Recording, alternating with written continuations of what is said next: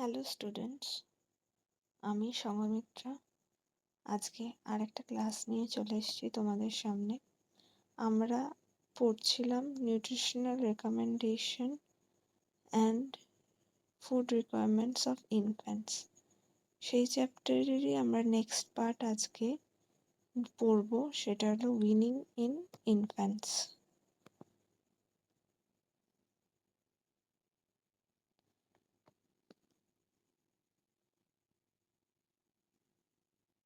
ফার্স্টে কি বলছে, the term winning comes from the word vimian which means to accustom। তার মানে কি, ভিমিয়ান ওয়ার্ডটার মানে কি, টু অ্যাকাস্টম বা অভ্যস্ত হয়ে যাওয়া। এইখান থেকে উইনিং টার্মটা এসছে। Winning begins from the mother supplementary food is started from the moment supplementary food is started and continues till the child is taken off the breast completely। তাহলে উইনিং কখন start হচ্ছে? সেটা হচ্ছে যখন থেকে সাপ্লিমেন্টারি ফুড দেওয়া শুরু হয়, এবং উইনিং পিরিয়ড সেটা কতদিন চলে? যতক্ষণ না বাচ্চা পুরোপুরি ব্রেস্ট মিল্ক নেওয়া বন্ধ করে। Solid food added to infant diet is called beikost. ঠিক আছে, যে সলিড ফুডটা ইনফ্যান্ট ডায়েটে দেওয়া হয় সেটাকে বলবে বিকস্ট। There is increase in activity of enzyme at the time of weaning। weaning এর সময় এনজাইম অ্যাক্টিভিটিটা বাচ্চাদের শরীরে অনেক বৃদ্ধি পায়। The ideal time to start semi-solid food, ideal time কখন সেমি সলিড ফুড স্টার্ট করার, is when the baby is ready to sit up, swallow and eat, taste other food। বাচ্চাটা যখন সোজা হয়ে বসতে, খেতে এবং গিলতে খাবার দাবার রেডি হবে, তখনই উইনিং স্টার্ট করা উচিত। The baby stomach is ready to digest food. তার সাথে সাথে আর কি না, বেবি স্টামাকও ফুড ডাইজেস্ট করতে রেডি হয়। The baby has good appetite. বেবিটার একটা ভালো অ্যাপেটাইট বা ক্ষুধা থাকবে, এবং অ্যাকসেপ্টস ফুড রেডিলি, এবং খুব সহজভাবে খাবারটাকে গ্রহণ করবে। এই কারণগুলো খুব মাস্ট, এই যাতে বাচ্চাটা সেমি সলিড ফুড নেয় বা উইনিং ফুড গ্রহণ করে। তো এরপর আমরা কি দেখছি, নিড ফর উইনিং। উইনিং কেন প্রয়োজন? Increase need of calorie and protein after 6 months which cannot be made from mother's milk। কি বলছে না, ক্যালোরি আর প্রোটিনের এক্সেস নিড, ইনক্রিজ নিডটা 6 মাসের পরে যেটা হয়, যেটা মাদার মিল্কে দ্বারা প্রোভাইড করা সম্ভব হয় না, সেই জন্য উইনিং দরকার। Milk is also poor source of vitamin C and supplementation with fruit juice is essential. মিল্কের মধ্যে ভিটামিন সির পরিমাণ কম থাকে, সেই জন্য ফ্রুট জুস সাপ্লিমেন্টেশন খুব দরকার হয় বাচ্চাদের। Iron stored in liver of the infant also lasts only up to 4 to 6 months. So iron rich food should be given at least from 6th month। তাহলে কি হচ্ছে, বাচ্চারা যেই হিউজ আয়রন স্টোরেজ নিয়ে লিভারে জন্মায়, প্রায় 80 mgর মতন, সেটা 4 থেকে 6 মাসের মধ্যে শেষ হয়ে যায়, এবং তার জন্যে এরপরে আয়রন রিচ ফুড তাদের খুব প্রয়োজন পড়ে যায়, যাতে ডেফিসিয়েন্সি না হয়। অ্যারাউন্ড 6 মান্থ স্টার্ট করা উচিত। Milk is deficit in vitamin D as well. মিল্কের মধ্যে ভিটামিন ডিও কম থাকে। So if the baby is to maintain the expected rate of growth, যদি বাচ্চাটার গ্রোথ যেরকম আগে হচ্ছিল সেরকম ঠিকঠাক মেনটেন করতে হয়, রিমেন হেলদি এবং হেলদি থাকতে হয়, supplementary food has to be restored around the 6th month. Supplementary food দিতে হবে 6 মান্থসের অ্যারাউন্ডে। The supply of breast milk also decreases because the baby suckles less frequently, এবং এই 6 মাসের অ্যারাউন্ড কি হয় না মায়ের ব্রেস্ট মিল্কের হওয়াটাও অনেকটা কমে যায়। এর কারণ কি না বাচ্চা ব্রেস্ট মিল্ককে লেস সাকেল করে, লেস ভিগোরাসলি এবং লেস এফেক্টিভলি, যার ফলে ব্রেস্ট মিল্ক সিক্রিশনটাও আস্তে আস্তে কমতে থাকে। Das the baby runs the risk of recurrent infection. এবং এই এত কিছু ডেফিসিয়েন্সি যেটা 5-6 মাসের সময় হয়, সেইগুলো যদি ঠিকঠাকভাবে সাপ্লিমেন্টেশন দিয়ে না ঘাটতি পূরণ করা হয়, বাচ্চাদের একটা রিকারেন্ট ইনফেকশন, বারবার হওয়া ইনফেকশনের একটা প্রবণতা থেকে যায়, which likely to result in malnutrition, যেটা পরবর্তীতে ম্যালনিউট্রিশন, ডায়রিয়া আর রেসপিরেটরি ইনফেকশন জাতীয় রোগ সৃষ্টি করে বেশি করে। Introduction of weaning food too late can lead to undernutrition. খুব দেরিতে যদি উইনিং ফুড ইন্ট্রোডিউস করা হয় বাচ্চাকে, তাহলে কি হয় না আন্ডার নিউট্রিশনে ভোগে বাচ্চা, এবং ইনক্রিজ ডায়রিয়াল মরবিডিটি, এবং ডায়রিয়া জনিত মৃত্যুর আশঙ্কা অনেক বেড়ে যায় বাচ্চার। In India, the age of introduction of supplementation is 3 to 5 months in urban elites and middle income group, 7 to 9 months in urban poor, 9 to 11 months in rural poor. According to NNMB 2000-2001 survey, about 43% of mothers starts complementary feeding of milk and biscuit in addition to milk বা breast milk at the age of 4 to 6 months. বেশিরভাগ ক্ষেত্রেই 43% মতন মা already 4 থেকে 6 মাসের মাথায় বাচ্চাকে অল্প বিস্কিট বা অল্প নরম খাবার অলরেডি দেওয়া স্টার্ট করে দেয়। এরপর আসছে কি টাইপস অফ সাপ্লিমেন্টারি ফুড। আমরা তো জানলাম যে উইনিং বা সাপ্লিমেন্টেশন বাচ্চার কেন দরকার 6 মাসের পর থেকে। এরপর কি কি সাপ্লিমেন্টারি ফুড দেওয়া যেতে পারে বাচ্চাকে সেটা জানবো। প্রথমেই আসছে liquid supplements. Milk, cow milk is diluted with boiled or cold water in the proportion 2:1 for the first feed. Cow মিল্ককে জল দিয়ে, গরম বা ঠান্ডা জল দিয়ে 2:1 প্রপোর্শনে রেডি করে বাচ্চাকে ফার্স্ট ফিডে খাওয়া যেতে পারে। The amount of water is gradually reduced, sugar can be added for test and to increase calorie. আস্তে আস্তে এই যে জলের পরিমাণ দুধের সাথে মেশানো হয়েছে সেটা আস্তে আস্তে কমানো যায়। এর সাথে কি না সুগার ক্যান বি অ্যাডেড, চিনি অ্যাড করা যেতে পারে অল্প পরিমাণে, কিসের জন্য না টেস্টের জন্য আর ক্যালোরি ইনক্রিজ করার জন্য। নেক্সট হচ্ছে juice of fresh fruits. Orange, tomato, sweet lime, grapes serves to supplement protective nutrients. কী করে না এরা প্রোটেক্টিভ নিউট্রিয়েন্টস যেরকম ভিটামিনস অ্যান্ড মিনারেলস এগুলো সাপ্লিমেন্ট হয়। It should be started around 4 to 5 months of life. মোটামুটি 4 থেকে 5 মাস থেকে এই জুস দেওয়া অল্প অল্প করে শুরু করা উচিত। Early stages, the juice should be diluted with equal amount of boiled water and fed only a couple of teaspoons. প্রথমে জল দিয়ে ডাইলিউট করে খুব কিছু পরিমাণ টিস্পুনই বাচ্চাকে জুস দেওয়া উচিত। The amount of juice fed is gradually increase. ধীরে ধীরে এই পরিমাণটা বাড়ানো যেতে পারে। Soup of green leafy vegetables. In case of unavailability of fresh fruit, যদি ফ্রেশ ফ্রুট না পাওয়া যায় সেই ক্ষেত্রে green leafy vegetables may be used as alternative হিসেবে ইউজ করা যেতে পারে। এবং strain soups can be given at the beginning, প্রথমে ছেঁকে দিতে হবে এবং তারপরে আনস্ট্রেন বা না ছাঁকাও দেওয়া যেতে পারে।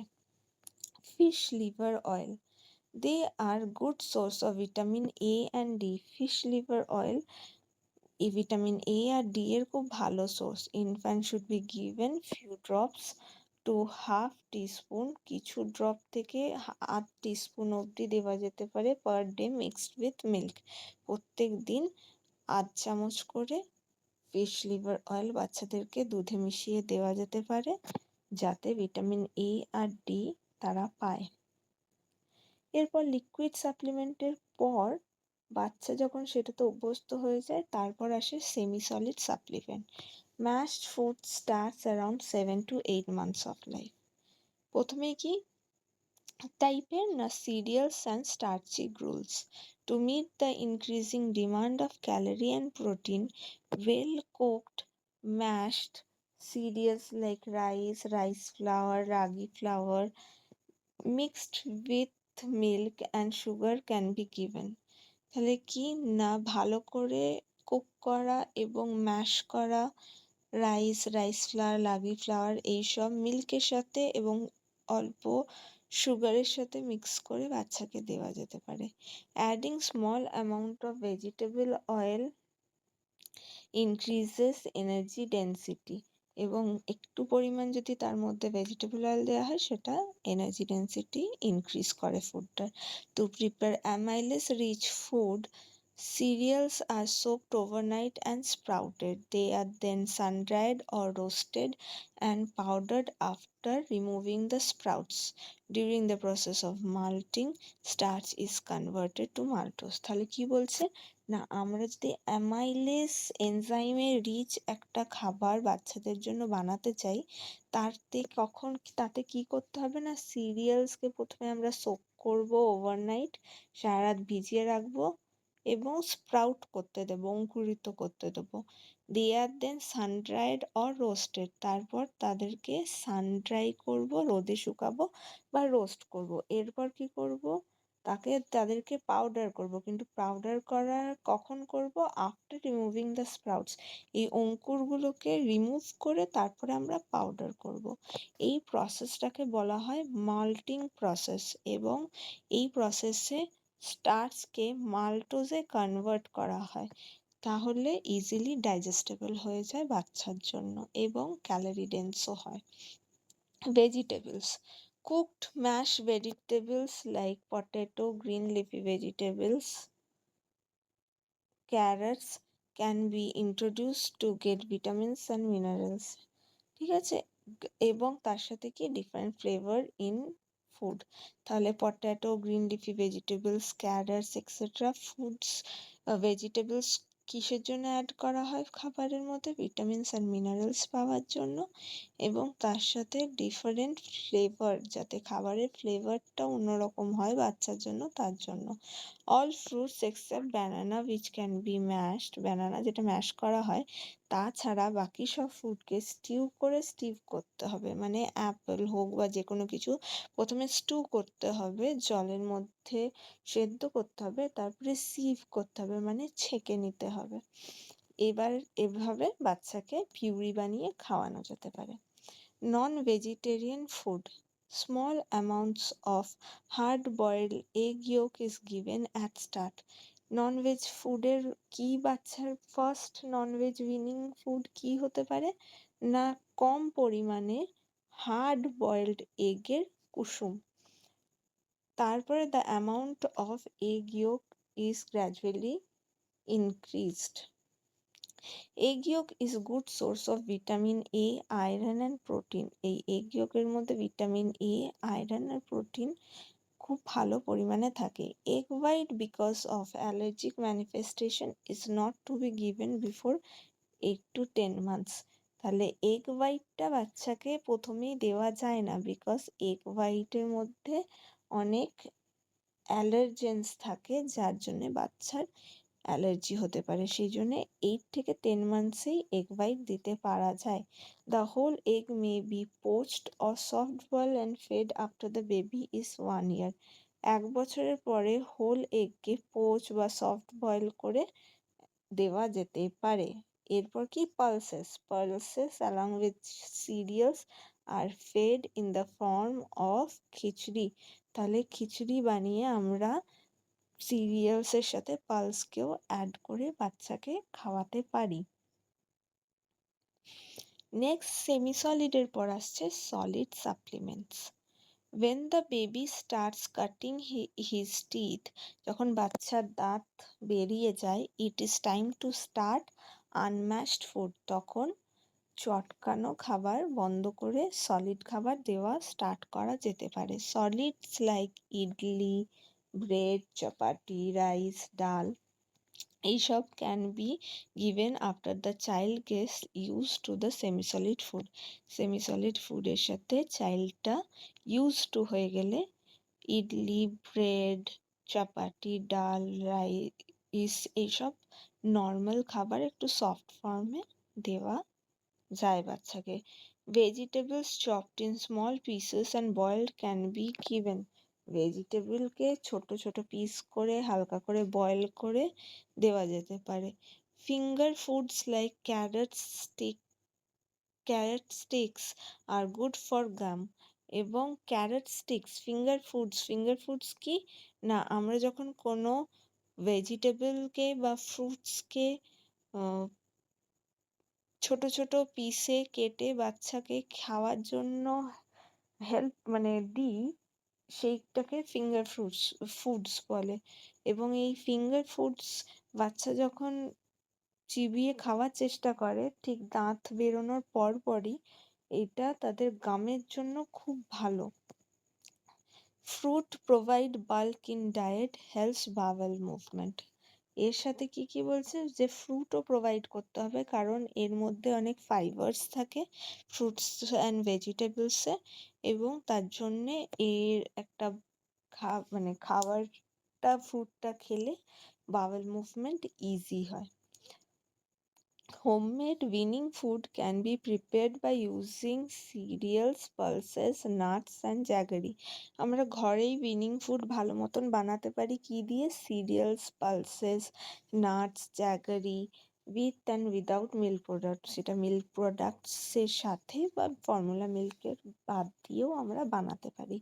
Commercially available weaning food are pre-digested but expensive.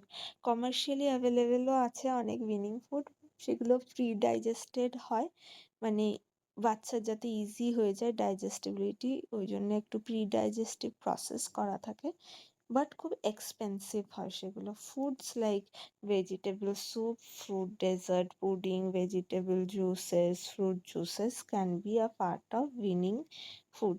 তো এই রকমের স্যুপস, ডেজার্ট, পুডিং যেগুলো কমার্শিয়ালি পাওয়া যায়, সেগুলো মাঝে মাঝে উইনিং ফুড হিসেবে আমরা বাচ্চাকে খাওয়াতে পারি।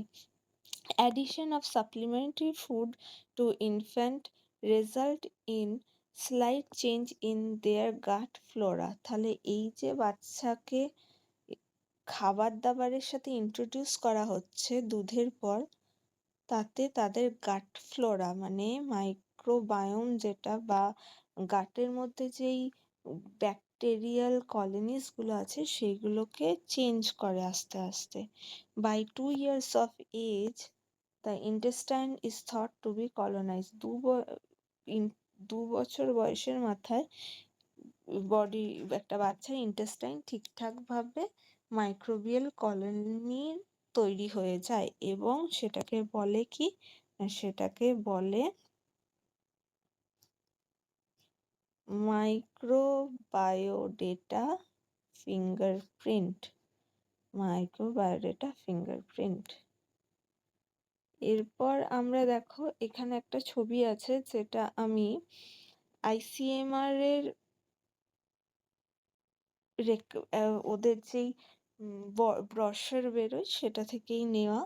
এটাতে তোমার diet chart of 6 to 8 months আর 9 to 12 months এর একটা পিকচার দেওয়া আছে, এটা তোমরা একটু দেখে নেবে, দেখবে ইজি হবে তোমাদের জন্য বোঝাটা। এরপর আসছে Points to consider while introducing weaning food. এই যে আমরা যখন উইনিং ফুড বা সাপ্লিমেন্টারি ফুড বাচ্চাদের দেব, কিছু কিছু পয়েন্টস আছে যেগুলো আমাদেরকে মাথায় রাখতে হবে খাবার একটা বাচ্চাকে একটা নতুন খাবার ইন্ট্রোডিউস করার সময়। কি না সেগুলো, প্রথম পয়েন্ট হলো introduce one food at a time.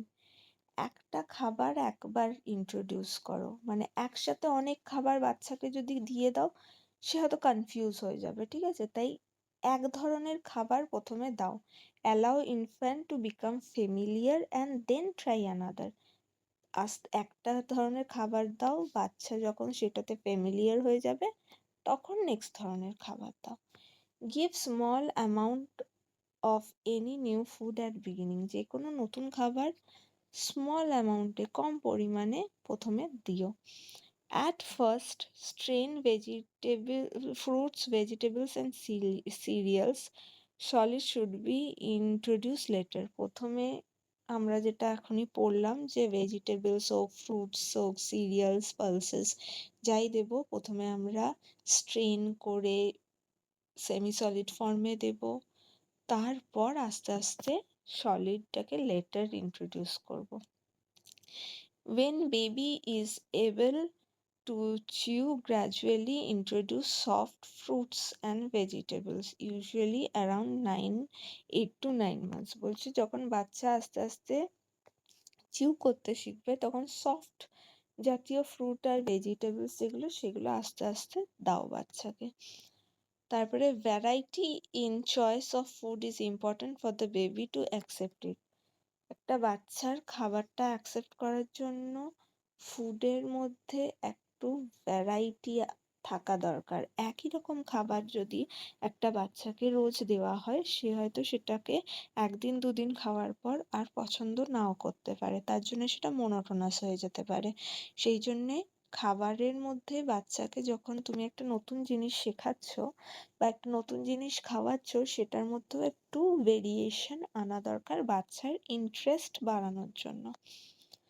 Infant may object taking one food but may be willing to take it when mixed with another.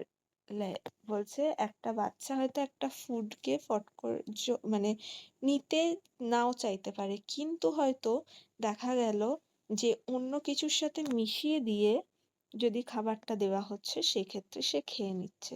Example কেমন? Milk when mixed with formula. যদি আমরা ফর্মুলা ফিড বা formula মিল্কের সাথে এগটাকে mix করি, যেরকম egg নগ বানায়, তাহলে অনেক সময় বাচ্চারা এগটা নিয়ে নিতে পারে। হয়তো সে নর্মালি এগ খেতে চাইছে না, বাট যদি তাকে ফর্মুলা মিল্কের সাথে এগটা মিশিয়ে দেওয়া হয় তখন সে খেয়ে নিচ্ছে। আবার ভেজিটেবলস উইথ সিরিয়ালসও হয়তো দেখা যাচ্ছে সে শুধু সিরিয়ালটা খাচ্ছে, আলাদা করে ভেজিটেবল দিলে খাচ্ছে না, কিন্তু তুমি যদি ভেজিটেবলটা সিরিয়ালটার সাথে মিশিয়ে খাইয়ে দাও সে হয়তো খেয়ে নিচ্ছে। তো এই প্রসেসটাও অ্যাপ্লাই করা যেতে পারে। If after several thrice the baby has acute dislike, omit the item for few weeks and then try again. কি বলছে? যদি সেভারাল টাইম তুমি হয়তো বারবার চেষ্টা করেছো, সেভারাল টাইম চেষ্টা করেছো, বাট বেবির কি হচ্ছে না, অ্যাকিউট ডিসলাইক ক্রিয়েট হচ্ছে, কিছুতেই বাচ্চাটা খেতে চাইছে না, সেই ক্ষেত্রে omit the item for few weeks, কিছু দিনের জন্য খাবারটাকে বাদ দাও, তারপর আবার কিছুদিন পর ট্রাই করতে শুরু করো। If this likes versus substitute should be found. তাহলে কি বলছে? ইফ এই লাইকিংটা বা ডিসলাইকিংটা যদি থেকে যায় তাহলে ওই খাবারটার একটা সাবস্টিটিউট আমাদেরকে বার করতে হবে। The one feeding the infant should not show dislike to the food given to the baby. কি বলছে? যে একটা বাচ্চাকে তুমি যখন একটা কোনো খাবার নতুন খাওয়াচ্ছ তখন ইনফ্যান্টটার সামনে যে খাওয়াচ্ছে সে যদি খাবারটার প্রতি একটা ঘৃণা বা অপছন্দ প্রকাশ করে তাহলে সেই ক্ষেত্রে হয়তো বাচ্চাটা খাবারটা খেতে চাইবে না, কারণ বাচ্চারা সবসময় বড়দেরকে ইমিটেট করতে শেখে এবং বড়রা যেটা করে সেটাই সাধারণত ফলো করার চেষ্টা করে, প্যারেন্টসরা যেটা করে। ইট should be remembered babies appetite varies. এটা সবসময়ই মনে রাখা উচিত যে একটা বেবির অ্যাপাটাইট কিন্তু সবসময় ভ্যারি করছে, এবং সে ভ্যারিটা কি করছে, meal to meal and day to day, মানে শুধু দিনে দিনে যে চেঞ্জ হচ্ছে তা নয়, প্রত্যেক খাবারেও তার প্রেফারেন্স চেঞ্জ হতে পারে। এইটা সবসময় আমাদেরকে মাথায় রেখে নর্মাল ধরতে হবে। To make food calories dense, add oil, butter or ghee. এই যে ফুডকে ক্যালোরি ডেন্স বা একটু বেশি ক্যালোরি যাতে একটা ফুড থেকে বাচ্চা পায়, সেটাকে দেখার জন্য আমরা ফুডের মধ্যে অয়েল, বাটার বা ঘি এইগুলোকে অ্যাড করব। Food should be given in between breast feed. আমরা তো উইনিং পিরিয়ডে ব্রেস্ট ফিডিং পুরোপুরি বন্ধ করে দিই না, সেই ক্ষেত্রে ফুডটাকে ব্রেস্ট ফিডের মাঝে মাঝে দেওয়া দরকার। Always always prepare fresh foods and fruit. কি বলছে, যে সবসময় খাবার দাবার বা ফল টল যা দেবে সব ফ্রেশ দিতে হবে বাচ্চাকে। Food should be only slightly season. ফুডকে হালকা সিজনিং করা, মানে হালকা মশলা বা নুন বা পেপার, ব্ল্যাক পেপার, এইসব হালকা অল্পই দেওয়া উচিত বাচ্চাকে। আর সল্ট আর সুগারটা খুব একটা নেসেসারি নয়, এটাকে অ্যাভয়েড করাও যেতে পারে বাচ্চার ক্ষেত্রে। By 1 year, the infant can be given family diet modified in small quantities but at intervals in between milk. 1 বছরের ঊর্ধ্বের বাচ্চাকে ফ্যামিলি ডায়েট মানে ঘরের বাকিরা যা খাচ্ছে সেটাকেই একটু মডিফাই করে দেওয়া যেতে পারে দুটো, মানে ইন বিটুইন মিল্ক, মানে যখন ব্রেস্ট ফিড করছে তার মাঝে।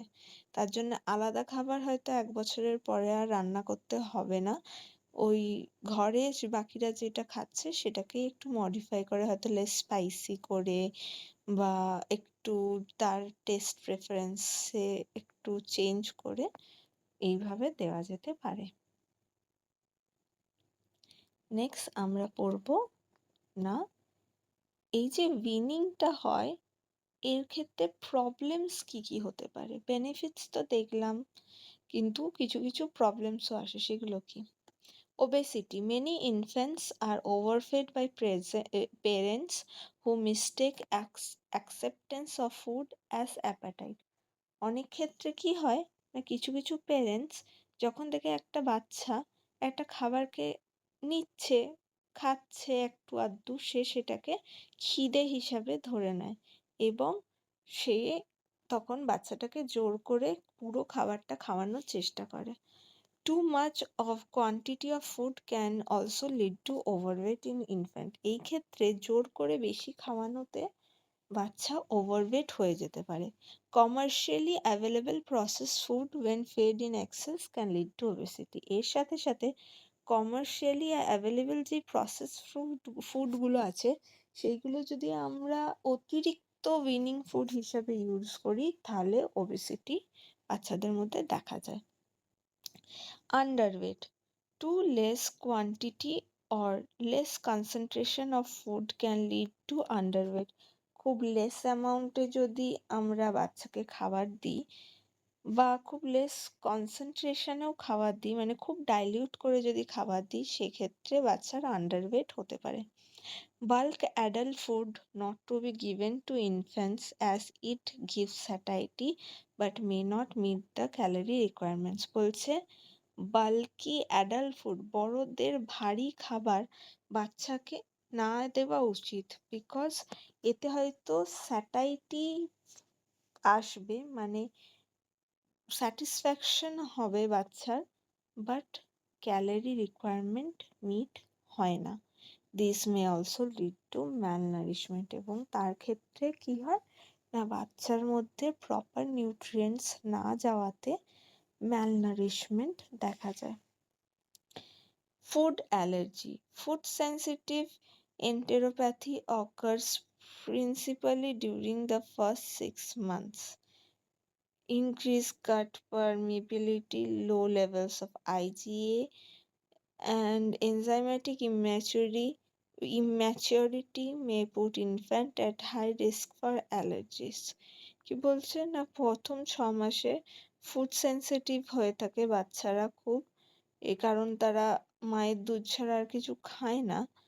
তো সেই ক্ষেত্রে আর মানে তাদের গাটটাও খুব ইম্যাচিওর থাকে, তার জন্যে অ্যালার্জির রিস্কটা বেশি পরিমাণে বাচ্চাদের মধ্যে একটা থেকে যায়।